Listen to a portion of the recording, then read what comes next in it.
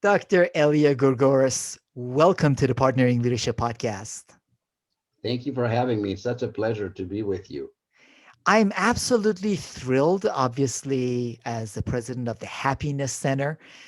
You've written a couple of books. We're going to focus mostly on seven paths to happiness and how leaders can learn from the lessons that you share.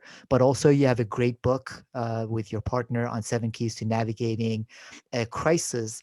But I think happiness is an important conversation to get into right now because many of the leaders that I'm interacting with are facing higher level of anxiety than they've ever faced before and are taking a Yes. lot of this burden on themselves. But before we get in a conversation on the happiness factor, would love to hear a little bit about whereabouts you grew up and how that helped you become the kind of leader and person you've become. Thank you. I grew up in Greece. I'm Greek. Even though I've been in America for decades, when people ask me where are you from, I said I'm 100% Greek.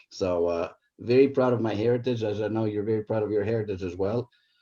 And I think the things that define me, when I was 5 years old, my grandpa Elia, whose name I carry and I cherish, this is the first lesson I remember, life lesson, came from my grandpa as a 5 year old little boy.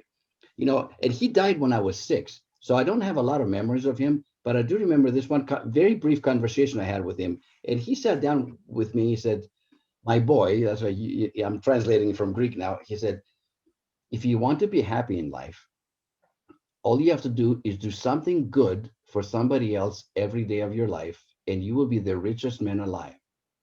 So that's a kind of rough translation. For whatever reason, in my little 5 year little brain, it just made sense. Do something good for somebody else, and I'll be a rich man. And I've tried to live my life that way. That's a core uh, value that I have, to serve and to be of service to both personally, professionally, in the corporate world. I encourage people to be of service, and it's something that's deep who I am. That's what makes me the happiest, is when I help somebody else. So I think And that's a definitive thing. And then, so that's one thing. And then my mom, who was, a saint, I would call her, a truly a person so full of love and grace, that she was beloved, not loved, beloved by both men and women, because she loved everybody. Before she died, and I was really young when she passed away, the last words she said to me, and she died of cancer, unfortunately, at the age of 51, very early, very young anyway. She said, "Don't worry about me. I'm going to be just fine." This is on her deathbed. "Elias," she said, "I just want you to be happy." Those were her last words to me. So between my grandpa and my mom, those two statements have defined who I am, period. And you have done a lot to share that happiness and those insights with a much broader community. I know you mentioned the Greek upbringing and values. And in my travels, I loved many of the Greek uh, people that I met. We have lots of Greek listeners, which is exciting. I had to give a shout out to Panayotis, Orestes, Gregory, Dimitri, which is great because I think some of that culture also is a part of what you do and how you advocate in terms of leadership. Yeah, I mean, there's an ancient word called Greek word called philoxenia, which means xenos is a stranger. So it basically means to be a friend of strangers, or in other words, hospitality. So when we're growing up in Greece, our home, I swear to you, was like Hotel Gourgouris. My parents always had people sleeping over. A lot of Americans who would come here, because before we even moved to the United States, we had a lot of American friends. This tall, gorgeous, big American guys, right? Like on sleeping bags, sleeping on our floors. It was like philoxenia. Your door is always open. If I have a piece of bread, I'm going to break it in half and share it with you, Mahan. That's how it is. And so we've raised our own boys in our own family. Sometimes our kids say, "Mom and Dad, is there one Christmas where we can be just us and nobody else here?" Because there are always guests. You're always bringing people in, even homeless people we brought into our home. And that's how we live our lives, man. Our home is open. We have a nice big home. Well, you know what's too big for us? If God gave it to us, let's open up all our bedrooms and have people sleep here and rest. Even during the pandemic, we've done that. And that's how we live our lives. That's how it is. And that is absolutely fabulous, Dr. Elias. So, what then got you to get fascinated and not only study psychology, but focus specifically on happiness? I think Aristotle said it best when he said that happiness is the meaning and the purpose of life, the whole aim and end of human existence. Think about that statement. To me, happiness is the most important thing in life. So I try to live it. You know, they call me the happiness doctor. I truly try to walk the talk because obviously I'm not happy every single day, every moment of every day, because that's not humanly possible. But for the most part, I view the cup as half full, and sometimes I view the cup full and overflowing. And specifically, I'm talking about gratitude. As you know, you can't be grateful and depressed at the same time because it's physiologically impossible. When you're in the midst of gratitude, there are chemicals that are released in your brain that elevate your mood, right? There's this euphoric feeling. And the gratitude list is endless. You can write three different things every single day for a whole year and not duplicate any of the gratitude statements. Think about that. And being grateful is really important, Dr. Elia. Now, with respect to leadership, which is the focus of this podcast and our listeners, I know being grateful is one of your paths to lasting happiness. How do you think that plays a role in leadership? I think it's huge because let's say you're a CEO. I work with a lot of in the C-suite, so I work with senior leaders primarily. Um, a senior leader that expresses gratitude towards his or her employees, think about the impact that it has. Listen, we all have a sphere of influence, right? So who is a leader? Let's start with that first. A leader could be a CEO, it could be somebody in the C-suite, it could be a VP, it could be a head of a department, or even a head of a team, a manager, or it could be an older brother to a younger sister, because they're leaders too, if you think about it. So it's all about a sphere of influence. So with that sphere, the greater the sphere, of course, the greater the responsibility. It's almost like Spider-Man, right? The more power you have, the more responsibility you have. Well, in this case, it has to do with influence. So as our influence grows, as we move up on the organizational chart, we have to make a decision of how we are going to treat those people. And are we truly grateful for them, or do we take them for granted? And you and I both have worked with a lot of leaders. We know some leaders that have gratitude in their hearts morning, noon, and night, and others that completely take their employees for granted and almost don't even see them as human beings, but rather than a cog in the wheel to make me money. And we see what impact that has. So yes, gratitude is huge when it comes. And it's not just gratitude in your heart as a leader, you have to communicate it. So a lot of the leaders that I work with, I help them in their State of the Union address, meaning every once a year when they bring the whole company together and they have, this great gathering, lots of food and drinks and all that stuff. And at some point, the CEO gets up and speaks. I because I'm almost not a speech writer. I wouldn't say I write their talk for them, but I counsel them and I like make sure early on that you express your gratitude for every single person here, not necessarily by name or by position, but express your gratitude because you know what? You wouldn't be standing up there if it wasn't for them. Don't ever forget that. And I kind of go back to Steve Jobs. He has so many great quotes, but one of the best quotes he had, I hire smart people so they tell me what to do. I don't hire them so I can tell them what to do. That to me is the exemplifies exactly what I'm talking about, right? He's grateful for all the smart people that he hired to build the world's first $1 trillion company, Apple. And for that gratitude, you actually mentioned that one of the paths to lasting happiness is loving yourself. Now, my question is, isn't that hedonistic? Isn't that wrong for the leader? I mean, we've heard all these things about the leader's role should be to serve everyone else. Where does loving yourself come into it? Service actually is the seventh path to happiness. So we will come back to service, and I do believe in servant leadership. However, if your batteries are not full, if you're struggling physically, emotionally, mentally, or spiritually, how long do you think you're going to last being at your peak performance as a leader? As the demands of the world have shifted, certainly in this, think about this year, that the year that we've had, we have to practice more self-care, be more selfish, selfish in quotes, by the way, because I think there's the selfish in the positive light. In order to be able to handle the stress globally right now, according to the United Nations, we have over 1 billion people struggling with depression, anxiety, and stress-related symptomatology. Mind you, these are people that did not have a pre-existing condition. That's really important. And between you and I think those numbers are way off. That implies that only 1 out of 7 people on this planet are struggling with depression, anxiety, and stress. I personally think it's 7 out of 7. I don't know anybody who hasn't been impacted to some degree, large or small. So the same true is with leaders of companies. One of the biggest right now during COVID-19 and all the other crises that we're facing, the biggest issue facing senior leaders is what? To ensure the mental and physical well-being of their employees. Guess who else is an employee?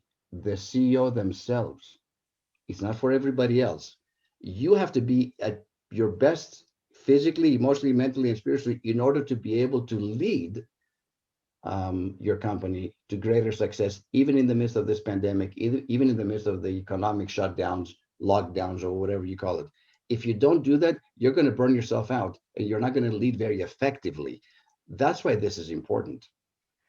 Absolutely, Dr. Elia. I couldn't agree with that more. In many of the leaders that I'm seeing are facing burnout now, many months after the start of the pandemic, feeling tremendous anxiety. And part of the point you're making is you can't love anyone else if you don't love yourself. You can't take care of other people if you don't take care of yourself. So that self-love, that self-appreciation is a critical part of being able to focus on other people. Yes. And people have asked, what's the connection between happiness and leadership? Because I think it's sometimes that's elusive, right? People don't find it so. Think about it this way: happiness is like a magnet. It attracts others like a moth to a flame. People move towards those that are happy and want to share in that positivity. So here's some examples of happy leadership. What do they do differently than those that are miserable? They exude a sense of optimism, right? And confidence to those within, again, their sphere of influence. They bring their teams together and inspire them. They foster loyalty and collaboration through their leadership. They also inspire their followers to join them as they pursue their vision and purpose with passion. I had I'm actually working with an executive VP of a company. When you walk into his office and his whiteboard, do you know what he has written in capital letters across? He only has one sentence: "Best idea wins." And when he says my door is open, his door is physically open unless he's on a call or on a business call. His door is wide open, and anybody within the organization can walk in. If they have a good idea, he says best idea wins, puts his name out there, and then you know what he does? He picks up the mic and he broadcasts it across the whole corporate office. Joe came in, and Joe could be a mechanic. Joe could be like a blue collar worker that came up with some innovative idea to solve a problem. It and he went in, he picks up the mic and he tells everybody. And then so guess what happens to Joe the rest of the day and the rest of the week? Everybody goes up and congratulates him. Hey, I heard the senior VP call out your name today. Think about the impact that has on the culture by being positive and happy that way. That is a fabulous example. I love that because that spreads that happiness to the other team members also, not just that one individual. And Another one isn't of it a the simple message? I mean, Mahan, best idea wins. Best idea, that's 3 words. But the power that they have transform is because I've been with this company for a long time and I consult with them. I've seen that transformation take place. It's remarkable. fabulous. So also you mentioned another one of the pathways is to extend forgiveness. How does this apply in leadership? I thought in leadership you hold people accountable, you don't forgive them for the mistakes they've made. So this is another example from another company. This is that I work with in Florida, $3.5 billion company. You know what they did? They would meet together once a week. The first thing that they did, they would celebrate their mistakes. Now, this leader was kind of unorthodox. At first, when he says, "Can you come and observe my meetings and give me some feedback?" So I was getting to know him. He starts off by celebrating mistakes. I'm like, well, this is different because I'm not used to, even I wasn't used to that. So after the meeting, and they were celebrating, like truly celebrating. Hi, I made this mistake. I said afterwards, I said, let's go out to dinner, you and I. I need to understand, why do you do that? He says, because if people are afraid to make mistakes on my team, and this was an IT guy, so he was a IT. If they're afraid to make a mistake, they're going to be afraid to take chances, which means they're going to be afraid to be innovative, which means they're going to be afraid to be creative. And without innovation, especially in this fast changing world in IT, I want them to make mistakes. What I don't want them is to make the same mistake twice. And that was the clicker. That's when he sold. I was sold on that when he said that. So therefore, extending forgiveness to somebody, look, we're all imperfect human beings. I make mistakes every single day. I hope I don't make the same mistakes. And you know what the difference between successful leaders and others is? They do three things differently. Number one, when they make a mistake, they take personal responsibility, meaning this is on me. I own it. Nobody put a gun to my head to make this. I made this mistake. Number two, they learn from it. And number three, personally, I think number three is even more important than owning it and learning from it. They have the ability to let it go, meaning they don't carry 2020 mistakes into 2021, or even last month's mistakes into this month, or even this week's mistakes, or even yesterday's into today's. They're able to, like, I learned my lesson.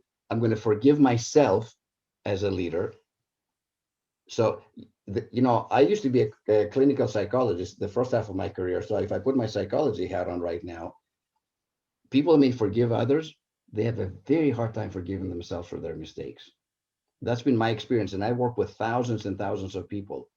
They can forgive somebody else. They can't forgive themselves. So now bring it back in the corporate world. Who am I not to forgive somebody else if I'm not a perfect human being? As a leader, I certainly don't want them to make the same mistake twice or three times or keep making the same mistake, because at some point that's going to be very costly to my company, obviously. But if you do it once and you learn from it, so if somebody makes a mistake, that's my first thing. What'd you learn from it? Well, you know what? I think this approach, I tried something, it didn't work out. I'm going to do it differently. I'm like, case dismissed. I get out of my office and then they go do it and try something new. And that's it. What fabulous advice, Dr. Elia. I'm a big advocate of authentic leadership, and that by itself is authenticity, and the leader showing the fact that that leader is a flawed human being, makes mistakes, learns from them, then creates the kind of environment where other people are also comfortable and willing to own up to their mistakes. Exactly. And think about what kind of culture then that person has created as a leader. A fantastic culture. So celebrate your mistakes. Don't celebrate the same mistake twice, though. So another one of the pathways is follow your passion. Now, how does that relate to leadership? I've heard follow your passion with respect to advice to graduates of college, but how does follow your passion relate to leadership? When you stand in front of a leader who's passionate about what they do, it just inspires you. You want to, man, what did he have for breakfast this morning? He keeps showing up every day and he's like so full of energy and he's animated and they can't wait to do it, right? I mean, it's how should I say it? It's you're almost addicted to it. Like you're addicted to that kind of energy that's positive and infusive, and everybody gets. I mean, you look at sports, right? There's certain leaders of sports that inspire that they make their teammates better. Like people get traded into that team to play with that one player and they become better. Their statistics become better. Why? And I met when I was younger, I met a guy by the name of Magic Johnson, used to play for the Los Angeles Lakers, who was, passion personified. And one of his earliest interview when he joined the NBA and won an NBA championship with the Lakers, I mean, he won five actually. They said, you seem like this, you're playing this as if this is a game. He goes, I would do this even if I wasn't getting paid. That's what, so when I do what I love, the money that comes is the applause the world gives you for a job well done. I don't do it for the money. I do it for making a difference. And when people pay me, it's like, well, this is great. Obviously, getting paid is good and getting, obviously, but I do what I do because I want to make a difference in organizations. and to see them transform is a beautiful thing. I used to do it on an individual basis. Now it's done, on the corporate basis, and it's beautiful to see that happen. From dysfunctional, you know, not communicating, not getting along, to see them come together. And when leaders do that because they believe in what they do, they have a purpose. It isn't just to make money and to make sure that the board of directors is happy with me and so on. It's like, what are we doing to make this world a better place, either with our services or with our products? And if they're aligned like that, it's, I can't describe it. I mean, I'm sure you've felt it, you've seen it with leaders. It's beautiful when that happens. It truly is. And to your point, you also mentioned that serving from your heart is a way of adding more happiness to your own life along with other people's lives. Yeah, and I've been in companies where they dedicate either a day a month or sometime during the week, or to help either their communities, where they go out in the community and they actually do that. And it isn't about just writing a check. Let me be clear about that. Money is good, but if you have a lot of money, it's easier to write a check for whatever the amount is. The more money you have, the more zeros you got. Sometimes it's great to see the leader, roll up their own sleeves and go out with the fellow employees and work side by side to be of service to, perhaps those less fortunate in their community.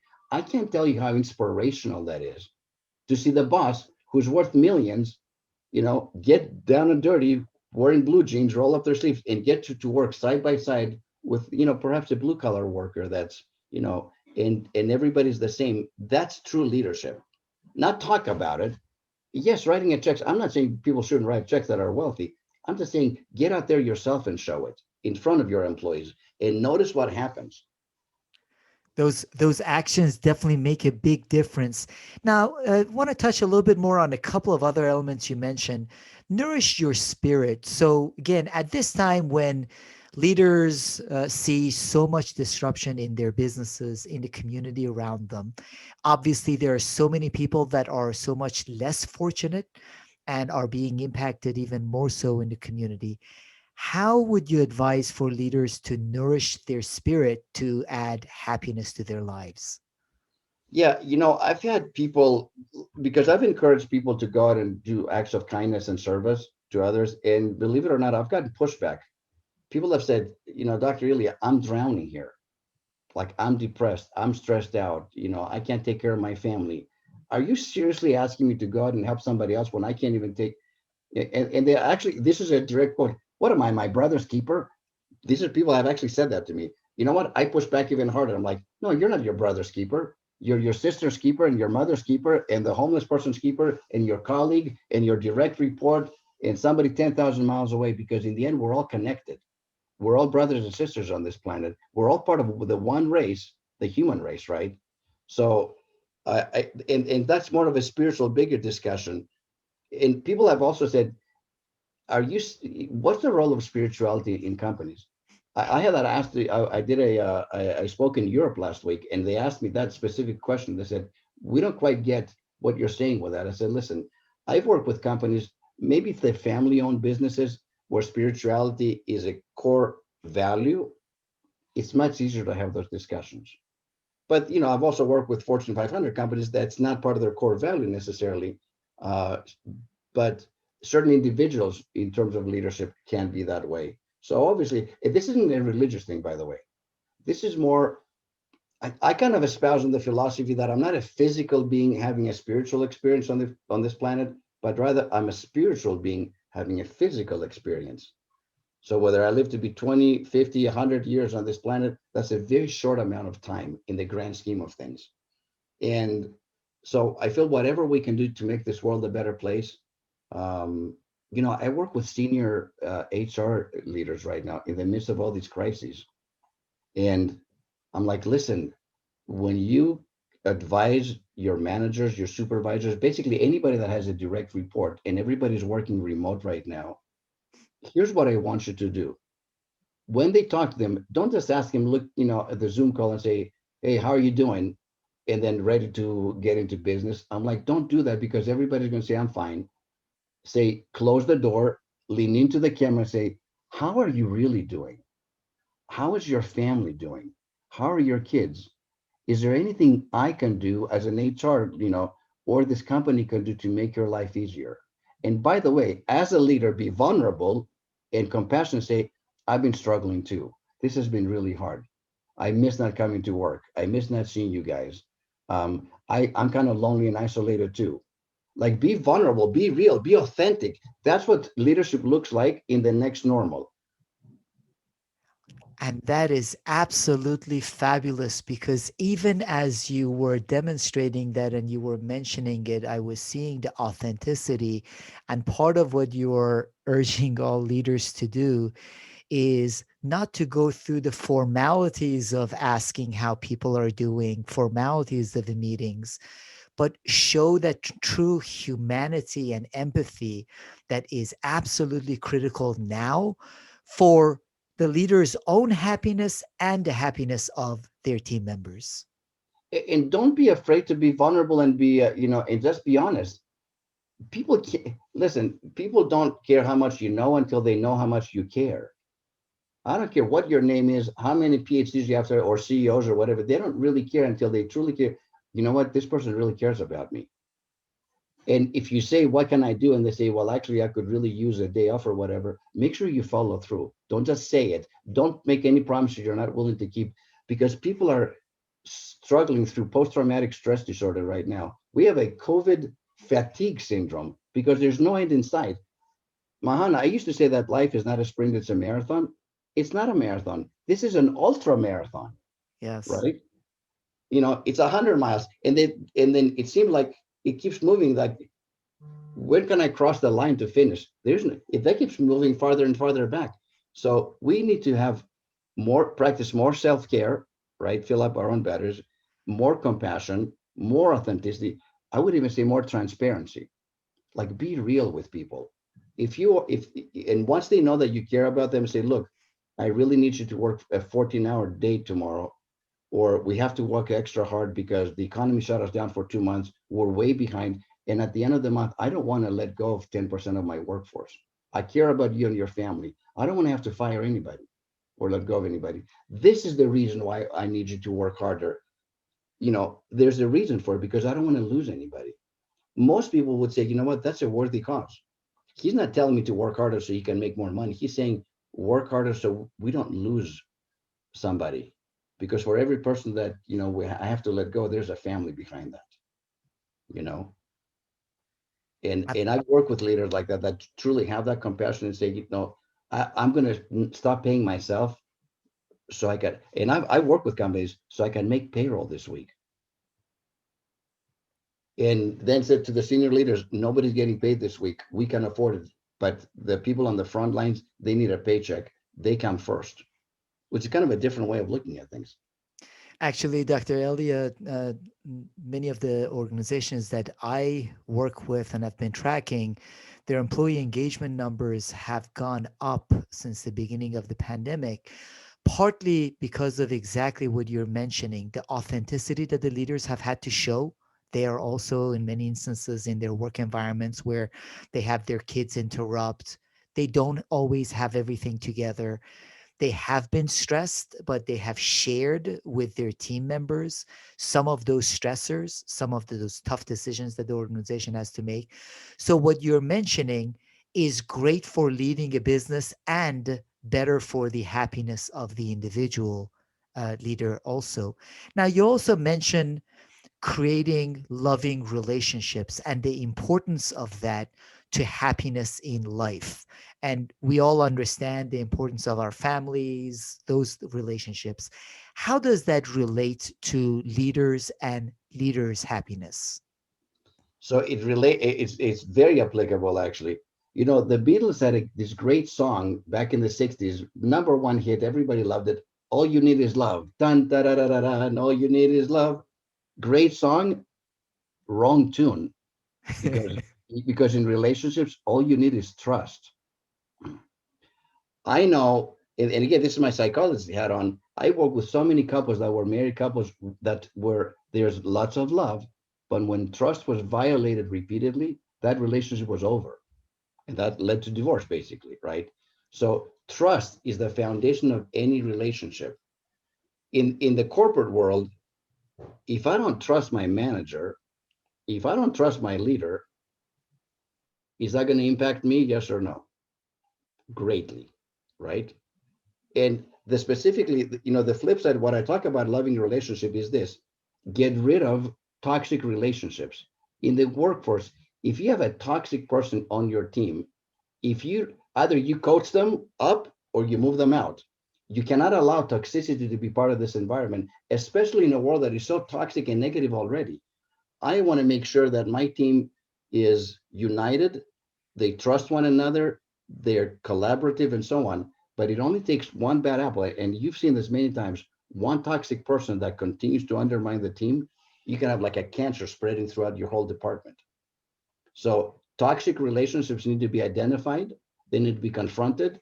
Um, they need to be coached if it's possible, because I'm all for that. But at some point, you have to cut people loose that don't change in essence. So that's the thing about maybe loving relationship is more of a personal thing, but in the corporate world, you got to get rid of toxic relationships in there. And as you mentioned, that trust adds to the strength of the relationship. That trust adds to the speed of decision making. That trust adds to the opportunity of the many employees that are working remote. Organizations have shifted into two modes. There are some that are using these web trackers to try to figure out minute by minute what their employees are doing. Big And they're mistake. Big absolutely, mistake. absolutely. And there are others that have the level of trust and boundaries that they understand with the trusting relationship for their employees to get the right results done. Yeah. The CEO of Siemens, which is a global conglomerate, right? German company, 350,000 employees. At the beginning of the pandemic, when people started to work at home, he came out and said something brilliant. I wish every CEO would copy him. He said, basically, I don't care about how many hours you spent at home working. What I care is about productivity. Did you get the result done? If you got it done in 4 hours, then go and play with your kids for the rest of the day. It's not about did you clock in at 7:01? Oh, you were 1 minute late, and did you clock out 4:59? Oh, you're cheating me. It wasn't like that. Basically, what he was saying, all that matters to me is results. I trust you. Get the job done, and then go and enjoy yourself. Think about what impact that has on 350,000 employees throughout the world. If the CEO says that, that's the only thing that matters to me. I trust you, basically. Now go and get the job done. And if you do it early, go out and play. I'm paraphrasing, but that's the message. And you can find it online. The CEO of Siemens, fantastic attitude towards his employees that had to work from home. Absolute, Trust. absolutely critical.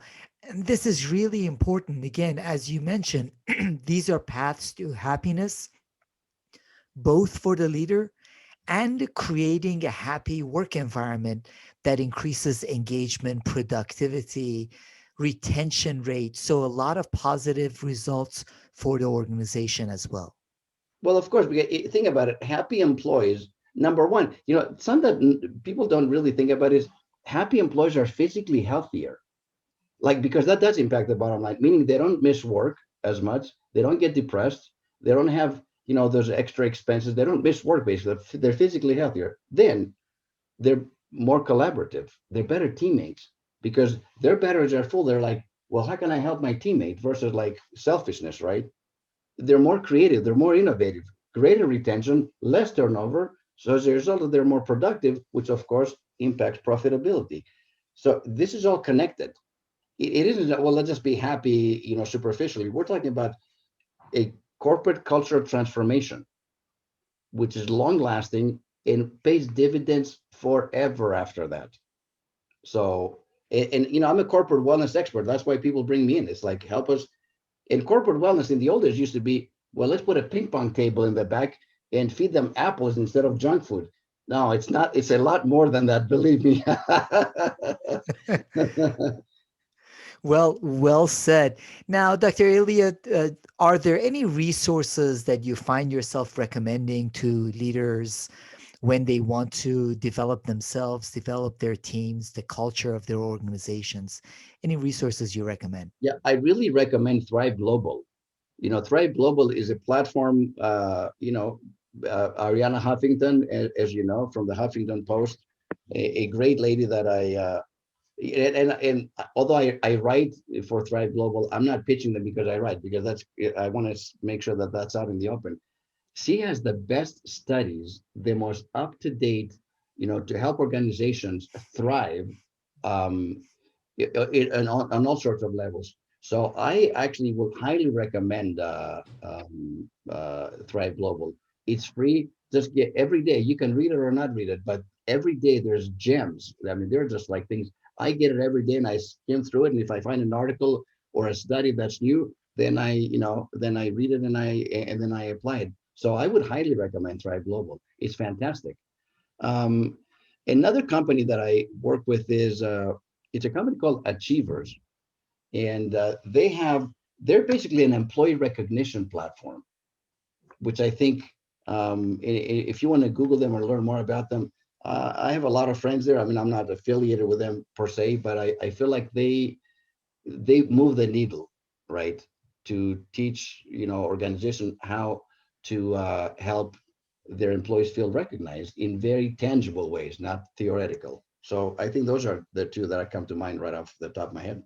Fabulous recommendations. Thank you for that. And also, how would you recommend for the audience? We will link to your website, your LinkedIn profile, your books in the show notes.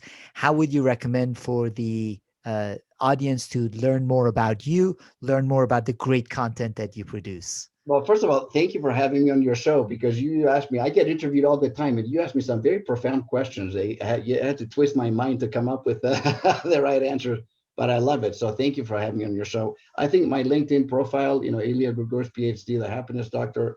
Instagram is dr.eliag. And then on my website, dreliagourgouris.com, I'm an international keynote speaker. So when companies bring me in, if you want me to come and speak to your organization, that's the best place to go. And, LinkedIn and thehappinesscenter.com is my business. So yeah.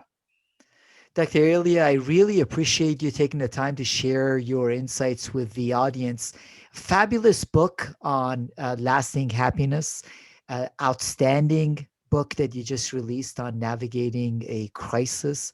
Most importantly, though, you show us that happiness is critical for leaders themselves to focus on themselves, and then how to generate that happiness in their teams, which does produce better results for the organization as well as bigger impact on the society at large. So, really appreciate the insights that you shared with us today. And you're welcome. And my final thoughts are, and what the pandemic has taught me personally, is do not procrastinate your happiness. In other words, don't wait until when I get a raise or when the kids leave the house or when this happens. Forget all the whens. None of us are guaranteed we're going to be here next month, let alone next year. So be happy now. It does take work, right? I mean, like everything else. But in the end, it doesn't matter what we know in life. What matters is what we do with what we know. So take action. What fabulous insights, Dr. Elia. Thank you very much. You're welcome. Thanks for having me.